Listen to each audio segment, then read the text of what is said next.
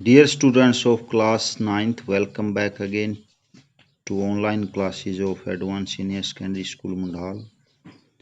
Today we are going to do a poem on killing a tree, एक पेड़ को मारना, by Givi Patel. Before starting this poem, I would like to tell something about poet Givi Patel is an Indian Parsi poet, playwright, painter, physician, born in Mumbai 1940. Education Grant Medical College, Mumbai. Profession poet, playwright, painter, physician, artist. Nationality British राज और Indian. सो ये एक भारतीय हैं, लेकिन जैसे कि इनके नाम से पता चलता है गिवी पारसी नेम है और पटेल हिंदू है, तो इसलिए इनको इंडियन पारसी कहा गया है। वो पेड़ को कैसे मारा, मारना इतना आसान नहीं है, पेड़ को काटना इतना आसान नहीं है, ख़त्म करना, वो इसके बारे में यहाँ पर डिस्क्राइब कर रहे हैं इस पोएम के माध्यम से। You must have observed people cutting down trees. आपने देखा होगा कि लोग पेड़ को कैसे काटते हैं, लोगों को पेड़ काटते हुए। But can they kill a trees, क्या वे एक पेड़ को ख़त्म कर सकते हैं, मार सकते हैं।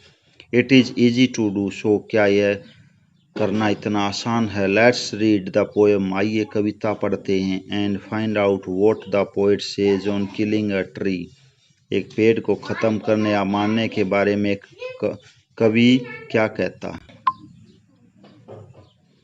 It takes much time to kill a tree, एक पेड़ को काटने में बहुत समय लगता है या ख़त्म करने में।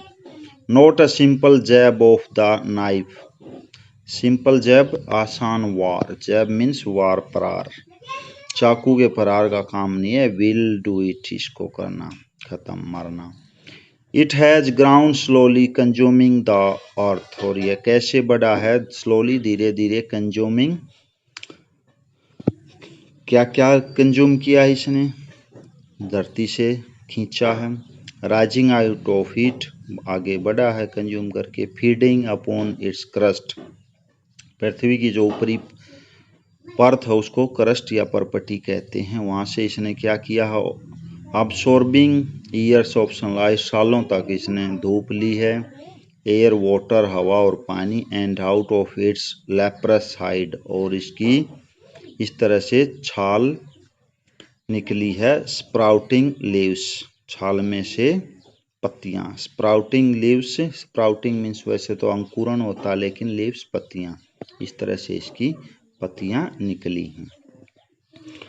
सो हैक एंड चॉप, हैक काटना, चॉप किसी चीज को टुकड़ों में काटना, इसलिए इसको काटना या पीसीज में काटना। But this alone won't do it, ये अलोन अकेला इतना नहीं हो सकता। Not so much pain will do it, इसको इतना कोई खास दर्द नहीं होगा इससे। The bleeding bark will heal and from close to the ground will rise curled green twigs, miniature box which of unchecked will expand again to former size. अब यहाँ पोएट क्या कहता है कि अगर इसको थोड़ा बहुत प्रहार दिया तो हैक एंड चॉप, इससे कुछ नहीं होगा और इससे इसको पेन नहीं होगा। The bleeding bark will heal, जो इसको नुकसान होगा, जो थोड़ा बहुत कटेगा, अगर आपने इसको ऊपर से काट दिया तो क्या होगा, हील, वापिस भर जाएगा इसका जो घाव है। And from close to the ground will rise, और इस जहाँ से आपने काटा है बिल्कुल जमीन के नीचे के पास से, विल राइज कर्ल्ड ग्रीन ट्विंग्स, टेढ़ी मेढ़ी हरी, ट्विंग्स, ट्विग्स, ब्रांचेज निकल आएंगी। और मिनिएटर बॉक्स, और छोटा पौधा निकल आएगा वहाँ से, बिल्कुल पहले जैसा ही। विच इफ अनचेक्ड, यदि उसको नहीं काटा गया, will expand again, expand again to former size, और पहले वाले की तरह ही वह हो जाएगा। नो नहीं, the root is to be pulled out of the anchoring earth, anchoring earth जमी हुई जो इसकी जड़ें हैं उनको बाहर निकालना पड़ेगा। It is to be roped tied, इसको रस्सी से बांधना पड़ेगा। एंड पुल्ड आउट, खींचना पड़ेगा। Snapped out, snapped out, chopped out, उसको काटना पड़ेगा, बाहर निकाल के पूरी तरह से जो जड़ें उसको निकालना पड़ेगा। और पुल्ड आउट एंटायरली, पूरी तरह से।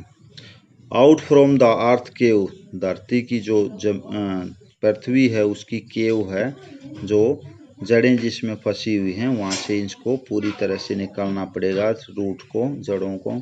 And the strength of the tree expose, और इस तरह से पेड़ की जो ताकत थी वो खत्म हो जाएगी। The source white and wet, अब जो ये जड़ें थी उनका जो सोर्स था जहाँ से वो क्या थी, वाइट एंड वेट, गीली और सफ़ेद। द मोस्ट सेंसिटिव, बहुत ही संवेदनशील।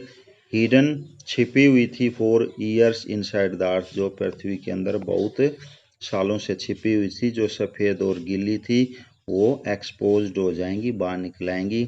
Then the matter of scorching and choking. Scorching and choking means trees are held securely with the help of the roots in the earth, की जो पेड़ होते हैं पूरी तरह से सुरक्षित रहते हैं रूट्स की हेल्प से, जो कि वो पृथ्वी के अंदर होती हैं।